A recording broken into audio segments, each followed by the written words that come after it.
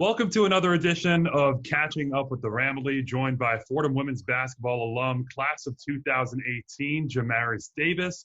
Emmanuel Barbari with you. Jamaris, thanks for doing this. No problem. Thanks for having me.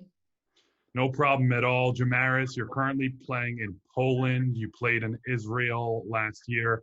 How has the overseas basketball playing experience treated you? I absolutely love it. I'm having the time of my life, just getting to travel and, make a career out of the thing that I love the most. So I'm having an amazing time doing it.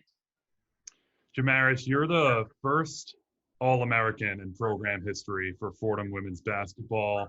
You progressed from your freshman season into a key role your senior year. What does that mean to you, being Fordham women's basketball's first All-American? It means a lot because Fordham has helped me in so many different ways, and I would have never thought that I'd be able to, grasp an accomplishment like that and to be able to do it at a university that, cares about their student athletes. It was just an amazing feeling. So much is made of mentorship when it comes to sports and college basketball. Your progression from your freshman year to your senior year, of course, remarkable. How much of an impact did Head Coach Stephanie Gaitley have on that growth? I give all praise to Coach Gaitley, honestly. My first 2 years were very, very up and down. And my sophomore year, I didn't know what direction I was going in. And Coach Gaitley just let me know that she was behind me and how much she believed in me.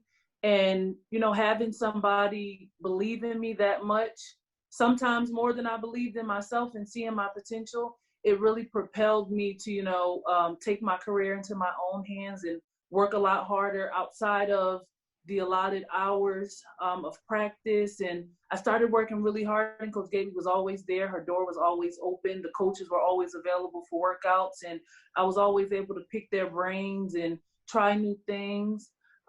So, everything that I was able to accomplish, it started with Coach Gaitley and the coaching staff and just the university in general believing in me and pushing me forward in times that I didn't even think that I could, keep going. You talked about preparing you professionally. Now that you are playing professionally and the stops you've had the last couple of years, of course, challenging to acclimate to those environments, but especially in a year like we just saw, 2020 into 2021, like no other. How challenging has that been, not only acclimating to professional ball, but doing it in such turbulent times?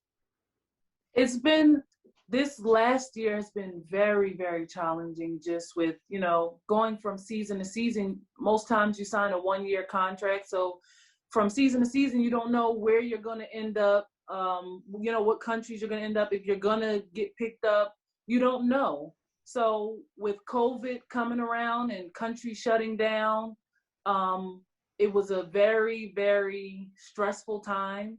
I'm on the phone with my agent all the time, like, hey, what's the next move? What are we doing? But I just stayed patient. I kept working on, my game and my skills. And I knew that I prepared myself and I put myself in a position where, people would notice me. And if the seasons did continue, then, I would be one of the names that somebody picked, hopefully. And it turned out to be amazing. I'm in a program that is really allowing me to grow and transform my game. I love the country. Shout out to Coach Ann. She's from Poland as well. But, just it's been challenging, but all you can do is kind of have faith and do the things that control what you can control on your end, and everything else will fall into place. Part of that past year, historic social justice movements throughout the world, and being an athlete, WNBA, NBA, across the world professionally, that's played a big role in it. And this being part of Black History Month, I'm curious what type of conversations that sparked among you and your teammates that you maybe hadn't had prior. So as far as the overseas conversation, there's a lot of confusion because they don't understand why we're going through social injustices and all the racial things that are happening now. They don't understand it. And I had a conversation, I believe it was last year when I was in Israel, with an American who told me that her teammate asked her, why do you guys always say black or white or, different things when you guys are all Americans, right? Like, why are some people treated different than others when you guys are all Americans? And they really don't understand, the trials that we go through over in the US being a minority race, and they don't understand it. So the conversation was interesting talking to them, but overseas it's a completely different world.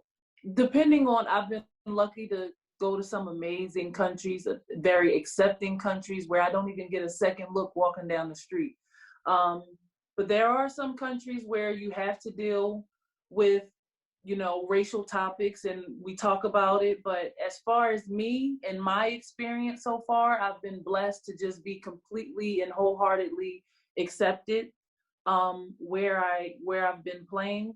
But I do want to say that I think it's amazing that now you see so many athletes, professional athletes, using their voices and their platforms to speak on these social injustices, and just being openly allowed to do this. Like overseas, we warm up. You might see some players with "End Racism" shirts on, or things like that. And it's just so amazing to see, as professional athletes, women and men, just being able to use our platform to bring awareness to our everyday struggles. And Jamaris, I'll leave you with this. You've racked up so many accolades as an overseas player, and you mentioned how people like to just see it as one people, one America. How much pride and how much responsibility do you feel playing overseas as an American when you do rack up those accolades? I take a lot of pride in it. And, a lot of times we come over as Americans and they just expect you to be this superstar. Okay, I understand, but it's a lot that goes into it. I'm away from my family for 8 months out of a year, and I don't get to see them. And I work hard, I work my tail off.